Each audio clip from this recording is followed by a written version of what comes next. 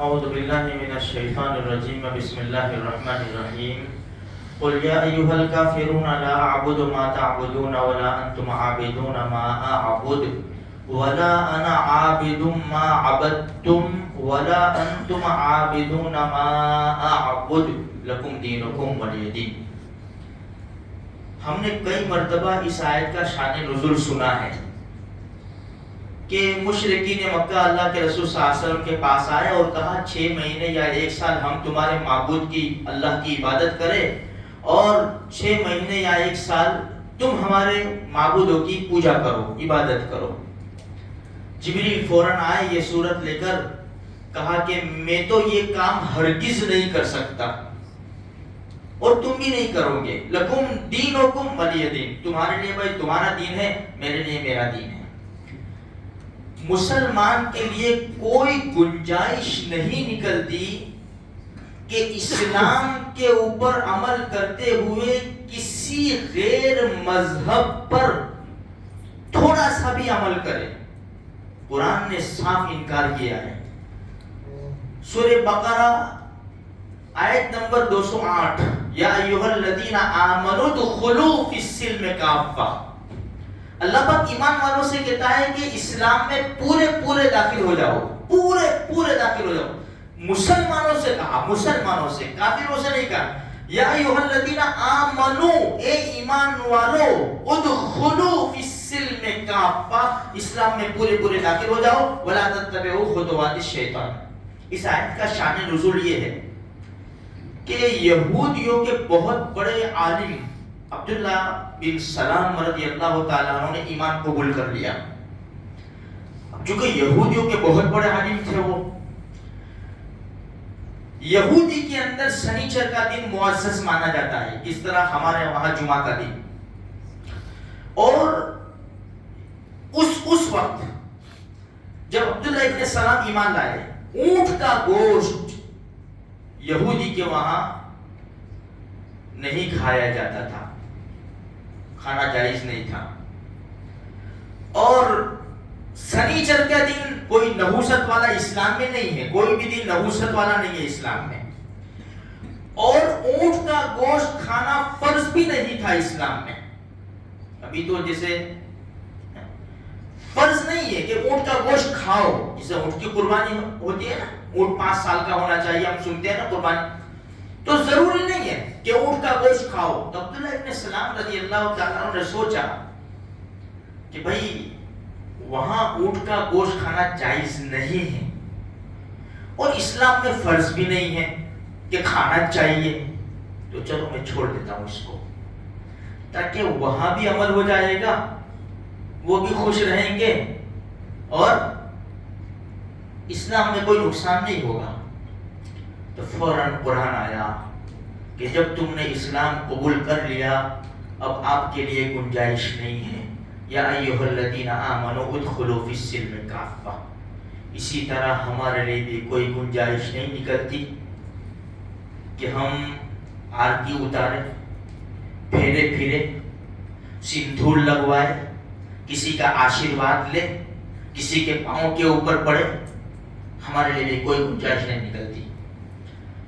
Business man طبقہ، سب کی بات نہیں ہے، دیکھو تاجر طبقہ جب اپنے ویپاری سے بات کرتا ہے نا، کچھ جملے جو اسلام منع فرماتا ہے کہ یہ شرکیہ جملے ہیں، شرکیہ، اور یہ جو ہے نا، یہ لوگ مفتیان کرام سے پوچھ کر آئے اور انہوں نے اجازت نہیں دی کہ یہ جملے نہیں بولے جائیں گے، پھر بھی بول رہے ہیں۔ کیوں پتا ہے؟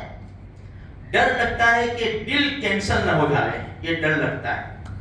دوسری بات، ہمارے وہاں کچھ بڑے آ جاتے ہیں ان کے اوپننگ کرنے یا ایسے مبارکباد دینے، سمجھے نا؟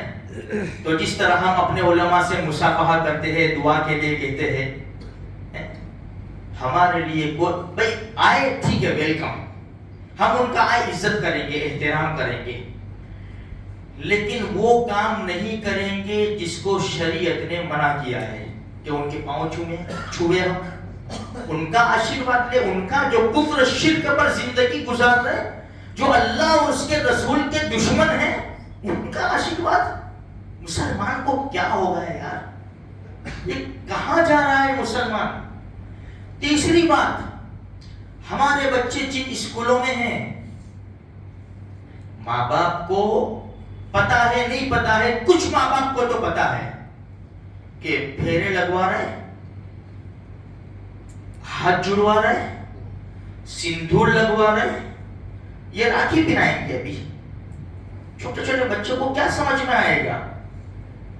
لڑکی لڑکے کو راکھی پہنائے گی۔ اچھا، بعض ماں باپ تو ایسے، کیا جملہ بولو میرے بھائیوں، اتنا ایمان کمزور کہ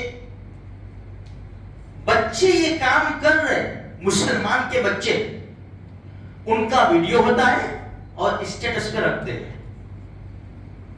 اب اندازہ لگاؤ ہماری مسلمانی کہاں چلی گئی؟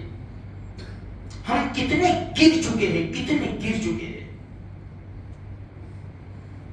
اس لیے میرے بھائیوں، اچھا ان کو ڈر لگتا ہے، اسکول میں منع بھی نہیں کرتے، یہ کیوں ڈر لگتا ہے؟ ایڈمیشن کینسل ہو جائے گا۔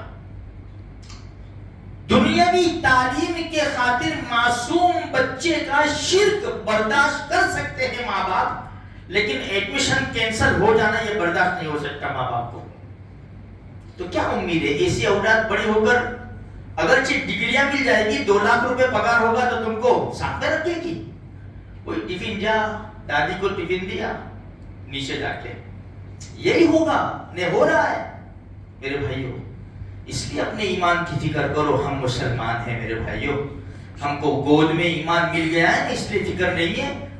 اس لیے ہمیشہ یہ دعا مانگو، اللہم من احییتہ منا فاحیہ علی الاسلام ومن توفیتہ منا فتوفہ علی الایمان۔ اے اللہ، زندہ رکھے تو اسلام پر زندہ رکھنا، اور موت دے تو ایمان پر ہمارا خاتمہ نصیب فرمانا۔ اپنے بچوں کو تعلیم دو، ایک دو واقعہ چھوٹے صحابہ کرام کے ان کو سناؤ، صحابہ کرام کے بچوں کے واقعات ان کو سناؤ، تاکہ ان کی سمجھ میں آوے کہ ہم کیا، ان کو کیا معلوم، بیچارے بچوں کو کیا معلوم ہے کفر۔ ارے یار، اسکول سے گھر آتے تو گھر وہی جملے بولتے ہیں بچے، اذان ان کو یاد نہیں ہے، ان کو کھانے کے بعد کی دعا یاد نہیں ہے، پورے ان کے گیت یاد ہے، اور جو بھی کچھ بولتے ہو وہ سب پورے یاد ہے، ایک لفظ یاد ہے، اور بچے اس گھر میں پڑھ رہے، کھیل رہے، پڑھ رہے، بول رہے۔ سمجھ میں آئی میرے بھائیوں؟ تھوڑی سی فکر کرو، اللہ ہمارا رازق ہے، نفع نقصان کا مالک ہمارا رب ہے۔ ایمان ایک ایسی چیز ہے، جان جا سکتی ہے لیکن ایمان کبھی نہیں جا سکتا۔